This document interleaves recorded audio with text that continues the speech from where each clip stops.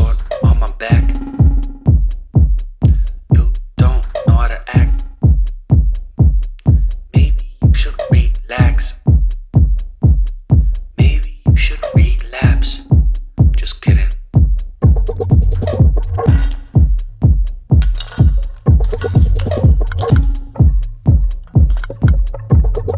Who is known as father of diabetology, a very unique kind of person.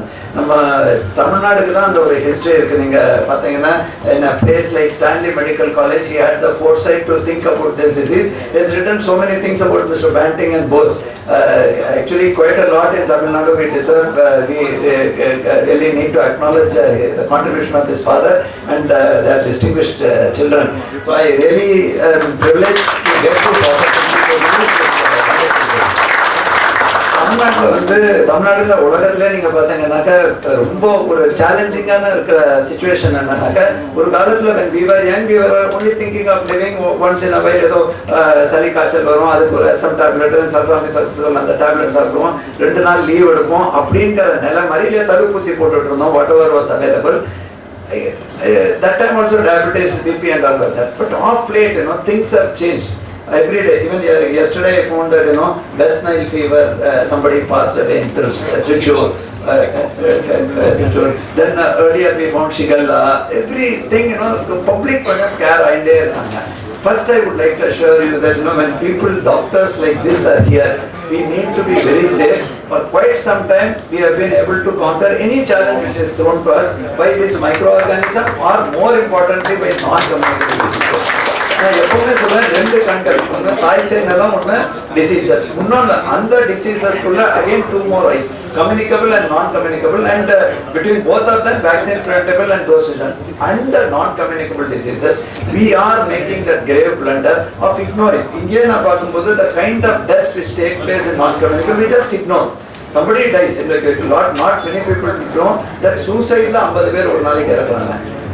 ஆனா March 17ஆம் தேதியிலேருந்து ஒரு இறப்பு இல்லாத கோவிட் தான் கேப்சர் பண்றது பப்ளிக்கோட இமேஜினேஷன். இப்பவும் ஒரு பக்கத்துல கல்லூரியில இன்க்ரீஸ் ஆகுது. ஏன்னா அப்படி, because that's a pandemic. But so many people are suffering out of diabetes, and he has touched a very topical subject of type 1 diabetes, like individual experiences. That is what this book has captured. I always have been interacting with this, with our fellow doctors and all. COVID has brought that to the fore, that public wants to know. முதல்ல public நம்ம இதுதான் கரெக்ட்னு சொன்னா இல்ல, அவங்க கேட்கறாங்க, புரியணும்னு சொல்றாங்க. பத்திரிகை தொலைக்காட்சி துறையும் புட்டு அதை வைக்கிறாங்க பத்திரிகையாளர்கள் இருக்கும்போது. They want us to know who is the best person to speak. Not many people would have noticed that whenever I am given the duty to address the media, many a times I always say I am quoting from what public health experts say. As a secretary I can have a view, but that is not important. What அதனை இப்போது வெளியிடுகிற ஒரு பேரு வாய்ப்பு எனக்கு கிட்டியிருக்கிறது என்பதற்காக முதலில் அவருக்கு என்னுடைய நெஞ்சார்ந்த நன்றிகள். ஒரு சில மாதங்களுக்கு முன்னர் வேறு ஒரு நிகழ்ச்சி நிறைவடைந்து அந்த நிகழ்ச்சியை பற்றி ஏதோ விவாதிக்கும் போது டாக்டர் மோகன் அவர்கள் அவருடைய அந்த ஆங்கில புத்தகத்தை எனக்கு அனுப்பி வைத்தார். மேக்கிங் எக்ஸலன்ஸ் a habit என்கிற அந்த ஆங்கில புத்தகம். அந்த புத்தகத்தை பார்த்தவுடன் அதனுடைய தலைப்பு என்னை ஈர்த்தது. காரணம், ஹேபிட் என்கிற வார்த்தையின் மீது எனக்கு ஒரு மோகம் உண்டு. சின்ன வயதில் எல்லோருமே விளையாடி இருப்போம். எழுத்துக்களை வைத்துக்கொண்டு வார்த்தைகளை சேர்க்கிற ஒரு விளையாட்டு. என்னை பொறுத்தவரையில் இன்றைக்கும் எனக்கு மிகவும் பிடித்த விளையாட்டு அதுதான். நேரம் கிடைத்த போதெல்லாம் மேடையில் கூட சில நேரங்களில் ஐபேடை வைத்துக்கொண்டு ஸ்கிராபிள் விளையாடுகிற வழக்கம் எனக்கு உண்டு.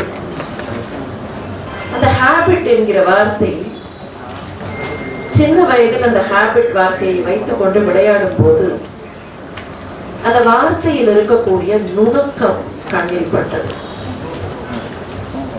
HABIT என்று எழுதுகிறோமே, அதை எழுதி பார்த்தால் ஒருவேளை அதில் இருக்கக்கூடிய முதல் எழுத்து போய்விடுகிறது என்று வைத்துக் கொள்கிறோம். H என்பது போய்விட்டால் கூட a bit இருக்கும். அந்த ஏவும் போய்விடுகிறது என்றால் bit will remain. அந்த பியும் போய்விட்டால் it will still remain. ஒரு முறை வந்துவிட்ட பழக்கம் கடைசி வரை போகாது என்பதை மிக சூசகமாக காட்டக்கூடிய ஒரு வார்த்தை அது. It will still remain with you. ஏற்படுத்தி கொண்டு விட்ட பழக்கம் நிச்சயமாக ஒருவரை விட்டு போகாது.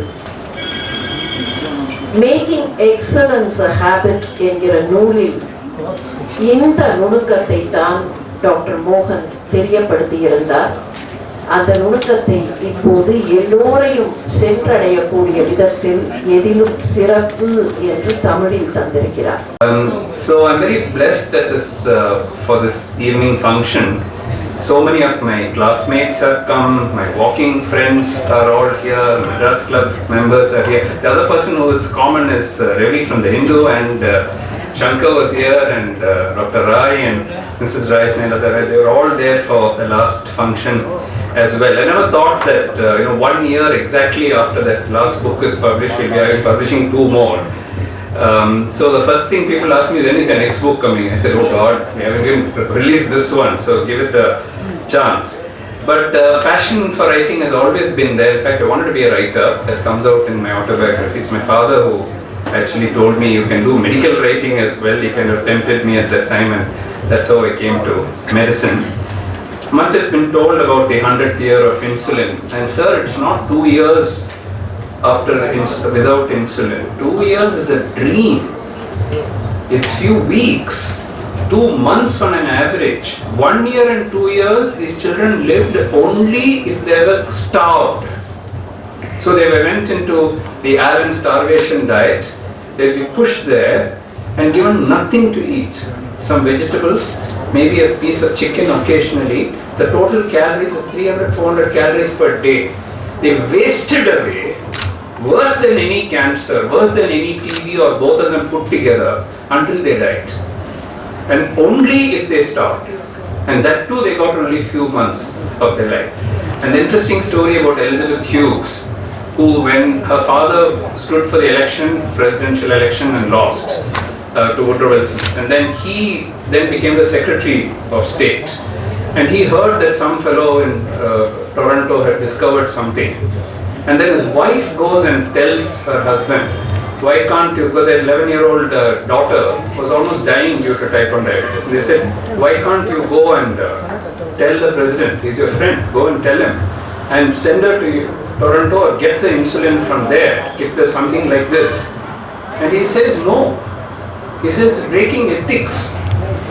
Just because I am in power, how can I use it for my child?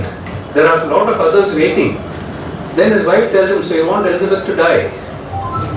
So whole night he sits and thinks about it. Should I let Elizabeth die and become an ethical person? Or for the sake of my daughter, I put in a word to the President of US to influence and get influence from my child. And what happened was his wife tells him, if you don't tell the President, I'm going to take her to Toronto. So